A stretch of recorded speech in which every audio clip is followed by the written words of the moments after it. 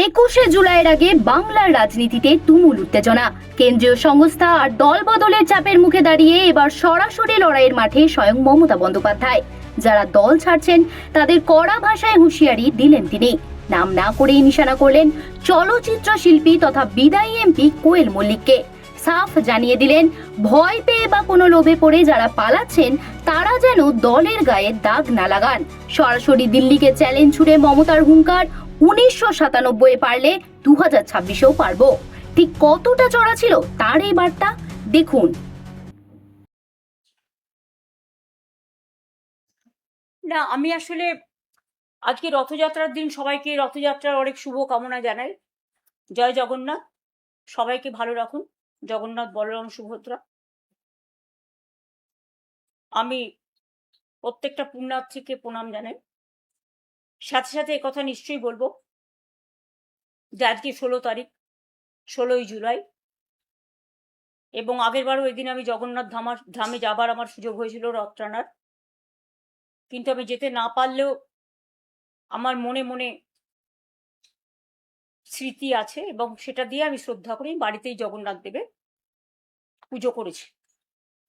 আপনাদের কাছে যেটা আমি আজকে বলবার জন্য বিশেষ করে এসছি, হঠাৎ করে আজকে আমার আসতে হলো, তার কারণ দেখলাম আর একজন এমপি, চলচ্চিত্র শিল্পী, ভালো শিল্পী, তাকে আমি সম্মান করি, তিনি গেছেন বিজেপির কোনো একটা নেতার সাথে মিটিং করে রিজাইন করতে। আমি আপনাদের জ্ঞাতার্থে বলি, উনি আগেই ইমেল পাঠিয়েছিলেন এবং থ্যাঙ্কস টু হার যে আজকে উনি ফিজিক্যালি জমা দিতে গেছেন। যাদের যাদের যাবার আছে আরো বিজেপির চাপে, পুলিশের চাপে, মাথা নত করার চাপে, কোর্টের চাপে, মানে কেসের চাপে, ইডির চাপে, সিবিআই এর চাপে, কোর্ট কেসের চাপে, তারপরে হচ্ছে ভয়ঙ্কর ভয়ঙ্কর সিআইডি কেসের চাপে, সিবিআই এর চাপে, আইসিওসির চাপে, এসটিএফ এর চাপে, তাদের অনুরোধ করে বলবো, প্লিজ 21শে জুলাইয়ের আগে যার যা সিদ্ধান্ত নেয়া, যারা যারা বাঁচতে চান জীবনে লোটা কম্বল নিয়ে, তারা দয়া করে যেখানে ইচ্ছে যান বিজেপির কথা শুনে। দয়া করে আমরা যে দলটি তৈরি করেছি তাকে কলঙ্ক লিপ্ত করবেন না।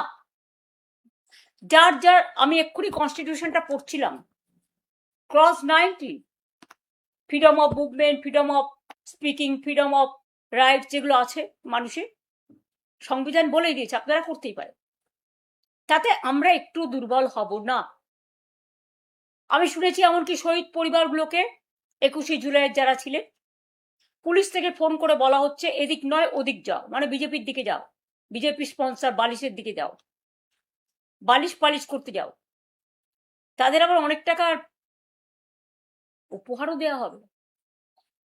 আমি বলি, আমরা তো খুব ক্ষুদ্র দল। আমরা 40 বছর ধরে এই পরিবারগুলোকে চাকরি থেকে শুরু করে যতটুকু আমাদের সাহায্য করা, যেদিন ঘটনা ঘটেছিল সেদিন আমাদের কোনো ক্ষমতা ছিল না, বাট 21শে জুলাই বেনেভোলেন্ট ফান্ড আমরা একটা তৈরি করেছিলাম। কবি সুভাষ মুখোপাধ্যায় তার চেয়ারম্যান ছিলেন এবং প্রদ্যুৎ দত্ত, এক্স আইএফ এর জেনারেল সেক্রেটারি প্রেসিডেন্ট, তিনি ছিলেন তার জেনারেল সেক্রেটারি, এবং তাদের নেতৃত্বে আমরা সেদিনও কিন্তু মানুষ যেটা জমা করেছিলেন তার টোটালটাই আমরা কিন্তু শহীদ পরিবার এবং বিশেষ করে যারা আরো 100-150 জন আহত হয়েছিলেন, যতটুকু পেরেছি সাহায্য তাদের হাতে তুলে দিয়েছিলাম। এবং প্রতি বছর আমরা শহীদ পরিবারকে ডাকিও সম্মান জানাই। এবারে যদি ভয়ে এবং অর্থের পরিসীমা ছাড়িয়ে যদি কেউ আপনাদের সাহায্য করতে চান, এটা আপনাদের সিদ্ধান্ত, কিন্তু মনে রাখবেন 40 বছর ধরে যারা প্রতিবার আমাদের প্রোগ্রামে এসছেন, আজকে দিন বদলেছে, সাময়িক। ভয় দেখাচ্ছে, সাময়িক। সন্ত্রাস দেখাচ্ছে, সাময়িক। টাকার লোভ দেখাচ্ছে, সাময়িক। এজেন্সির লোভ দেখাচ্ছে, সাময়িক। আমরা কিন্তু অমায়িক। আমরা আপনাদের ভুল বুঝছি না, আপনারা বুঝতে পারছি, আমরা বুঝতে পারছি আপনারা অনেক ঘেরা টোপে আছেন। আপনারা আমাদের সাথে এবছরটা থাকলেন বা না থাকলেন হৃদয় জুড়ে আছেন, এবং যারা মারা গিয়েছেন তাদের জন্য আমাদের অনেক কর্মী রক্ত দিয়েছে। 13 জন ছাড়াও প্রায় 150 জন, 100 জন পুলিশ গুলিতে বিদ্ধ হয়েছিল। তাছাড়াও অনেক শহীদ পরিবার, ইলেকশনের পরেও আমাদের প্রায় 20-22 জন মারা গেছেন। হত্যা করা হয়েছে, অত্যাচার করা হয়েছে, বাড়ি জ্বালানো হয়েছে, ধর্ষণ করা হয়েছে। তাদের প্রতিবাদ করার ভাষা নেই, তারা প্রতিবাদ করতে পারেনি। কাউকে টাকা চাওয়া হয়েছে, সে দিতে পারেনি, আত্মহননের পথ বেছে নিতে বাধ্য করা হয়েছে। তাই আমি তাদের বলবো, তাদের সমর্থনে, মানে তাদের প্রতিবাদে, তাদের যে প্রতিবাদী কণ্ঠ তাদের ওঠাতে দেওয়া হয়নি, সেই প্রতিবাদী কণ্ঠ নতুন করে 21শে জুলাই আওয়াজ তুলবে। যদিও আদালতের অনেক রেস্ট্রিকশন আছে, আমরা চেষ্টা করব আমাদের সাধ্যমতো কোঅপারেশন করে পিসফুলি অ্যাসেম্বল হয়ে। আমি জানি পুলিশ অনেক জায়গায় বলছে যাবেন না, যাবেন না, যাবেন না, আটকে দেবো, আটকে দেবো, আটকে দেবো। আমি প্রশাসনকে বলবো, নিজের মতো নিরপেক্ষ থাকুন। এক পক্ষ হতে গিয়ে মনে রাখবেন জীবনটা অনেক দিনের। দিল্লি টলমল হলেও এখানে কিন্তু ঢলমল হয়ে যাবে, এবং যারা আজও যাচ্ছে তারা কিন্তু আমাদের সাথে গোপনে গোপনে যোগাযোগও রাখছে। কেউ ভয় সহ্য করতে পারে, কেউ পারে না, এটা তাদের ব্যাপার। কেউ আত্মরক্ষা করতে পারে, কেউ পারে না। আমরা মাথা নিচু করে চলি না বলে আমাদের ফেস করতে হচ্ছে। তো আমরা যদি ফেস করতে না শিখি, বাংলাকে ভালোবাসতে না শিখি, দেশটাকে ভালোবাসতে না শিখি, মানুষের রায়টাকে সম্মান না জানাই, তাহলে নিজেরা একদিন আত্মগ্লানিতে ভুগবো না। তাই বলি, যা করেছেন ভালো করেছেন, ভালো থাকুন, সুস্থ থাকুন, আপনাদের পরিবারগুলো ভালো থাকুন। 21শে জুলাই নতুন করে পথ চলা হবে, তাতে কি আসলো কি না আসলো আমার কোনো যায় আসে না। আমরা যারা থাকবো তারাই স্বর্ণখনি, তারাই আগামী দিন নতুন করে পথ চলা শুরু করবে। 1997 সালে যদি নতুন করে পথ চলতে পারি, 2026-এও পারবো। অনেক ছলনা, না নাম না নিশানা, কোনোটাই নাকি তারা রাখবেন না। আপনারা ভালো থাকুন, সুস্থ থাকুন, নিজেদের রক্ষা করুন, দিল্লিটা আগে রক্ষা করুন, তবে তো আপনারা নিজেদের রক্ষা করতে পারবেন। দিল্লির মদতে যা ইচ্ছে আপনারা করে যাচ্ছেন। মনে রাখবেন, দিল্লি যতই জোর করে এমপি কিনুক বা বেচুক, আগামী দিন কিন্তু দিল্লি অবস্থা, দেশের অবস্থা সংকটের মধ্যে পড়ুক, আমরা চাই না। কিন্তু মানুষ বলছে, অর্থনীতিবিদরা বলছেন, সামাজিক মানুষ বলছেন, আজকে দিন ধরে সুনাম অনশন করার পরেও, যেমন আমি যখন 26 দিন করেছিলাম, সরকার থেকে কেউ আমার সাথে কথা বলতে আসেনি। একমাত্র রাজ্যপাল, মাননীয় রাজ্যপাল গোপাল গান্ধী এসেছিলেন, মহাশ্বেতাদি ছিলেন, কবির সুমন ছিলেন, ভিপি সিং এসেছিলেন, আরো অনেক নেতা এসেছিলেন, সেটা 20 দিনের পরে। আজকে একবার গিয়ে কথাও বলতে পারছেন। আমাদের এখানে ছেলেমেয়েরা যখন আন্দোলন করেছিল, আমি তো নিজে ছুটে গিয়েছিলাম, আমি তো নিজে মিছিল মিটিং করেছিলাম, আমি তো তাদের অনেকবার ডেকেছিলাম। কথা বলতে কি হয়? একটা মানুষের জীবন সংকটে দাঁড়িয়ে আছে, আর আপনারা মিনিমাম মানে ভদ্রতাও দেখাচ্ছেন না। মাথার উপরে খোলা আকাশ, এই বর্ষাকাল, মেঘ চমকাচ্ছে, বিদ্যুৎ চমকাচ্ছে, প্রশাসন চমকাচ্ছে, চমক ধমকের রাজনীতি শেষ হোক। আজকে এই পুণ্য দিনে, পবিত্র দিনে, এটাই দেশের কামনা, এটাই মানুষের কামনা। আমার এই কথাগুলো বলবার জন্য আপনাদের কাছে আজকে আমি এসেছিলাম, এবং যা বলছি আমি কিন্তু ভয় পাচ্ছি না। যারা যারা যাবার, দয়া করে 21-এর আগে তারা নাম লেখান ওদের সাথে। কিন্তু কোনোদিন ভাববেন না দলটাকে কলঙ্কিত করে আপনারা নিজেদের সম্মানিত করছেন।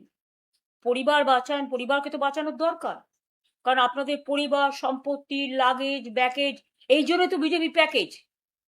আর যেখানে বিজেপি নেতারা দাঁড়িয়ে বলে নামও রাখবো না, নিশানাও রাখবো না, আরে অনেক দল অনেকবার সিম্বল চেঞ্জ করেছে, নিশানা কিন্তু থেকে গেছে।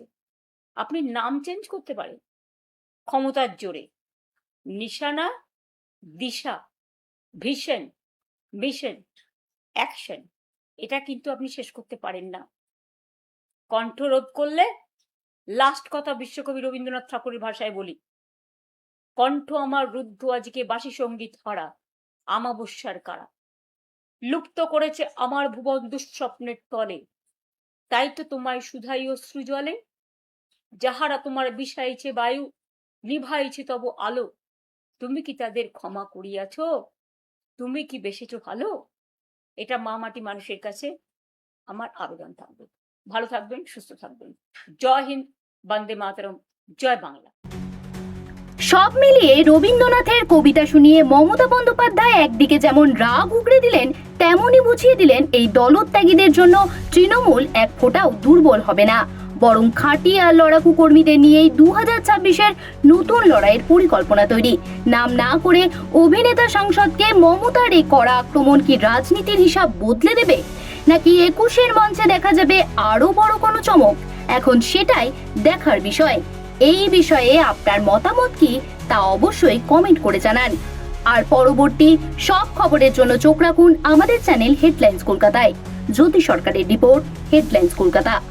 একটা বিষয় কি কখনো লক্ষ্য করে দেখেছেন, যখনই রাত হয় দাঁতের ব্যথা কয়েক গুণ বেড়ে যায়? এটা এমনি এমনি হয় না, কিন্তু এর পিছনে আছে একটা বৈজ্ঞানিক ব্যাখ্যা। নমস্কার, আমি doctor Baishali Bhattacharya, consultant dentist at Vivacity multi speciality hospital. আজকে আমি আপনাদেরকে বলবো যে ঠিক রাত হলেই দাঁতের ব্যথা এত গুণ বেড়ে কেন যায়। যখন আমরা রাত্রিবেলা শুয়ে পড়ি তখন আমাদের মাথা বা মুখের দিকে রক্ত প্রবাহ বেড়ে যায়, যার ফলে দাঁতের ব্যথা অন্যান্য সময়ের তুলনায় বেশি অনুভূত হয়। সারা দিন আমরা কাজকর্মে ব্যস্ত থাকি, বিভিন্ন লোকের সাথে কথাবার্তা বলি, তখন কিন্তু আমাদের দাঁতের ব্যথার দিকে অত লক্ষ্য যায় না। আমরা যখন রাত্রিবেলা চারিদিকে শান্ত আর নিশ্চুপ হয়ে যায় তখন কিন্তু আমাদের দাঁতের ব্যথার দিকে বেশি লক্ষ্য যায়। এছাড়াও দাঁতের যে অংশে সংক্রমণ বা প্রদাহ থাকে, ক্যাভিটি হয়ে গেছে, সেই অংশে কিন্তু দাঁতের ব্যথা সব থেকে বেশি পরিমাণ মনে হয়। সুতরাং দাঁতের ব্যথা হচ্ছে বলে রাত্রিবেলা চুপচাপ পেন কিলার খেয়ে শুয়ে পড়ছেন, তারপর দাঁতের চিকিৎসা করছেন না,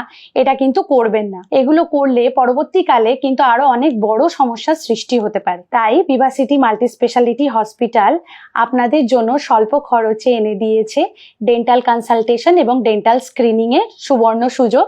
তাড়াতাড়ি আসুন, অ্যাপয়েন্টমেন্ট বুক করুন এবং দাঁত এবং মাড়ির স্বাস্থ্য চিকিৎসা এবং পরীক্ষা করান। কারণ একটা সুন্দর দাঁত আর মাড়ি আপনাকে একটা সুন্দর হাসি দেয় না, আপনার সামগ্রিক স্বাস্থ্যকেও ভালো এবং উন্নত রাখে। নমস্কার।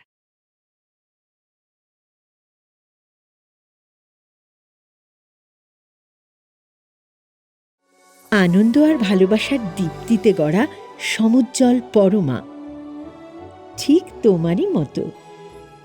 শ্যাম সুন্দর কোম্পানি জুয়েলার্স, আগরতলা, উদয়পুর, ধর্মনগর, কলকাতা।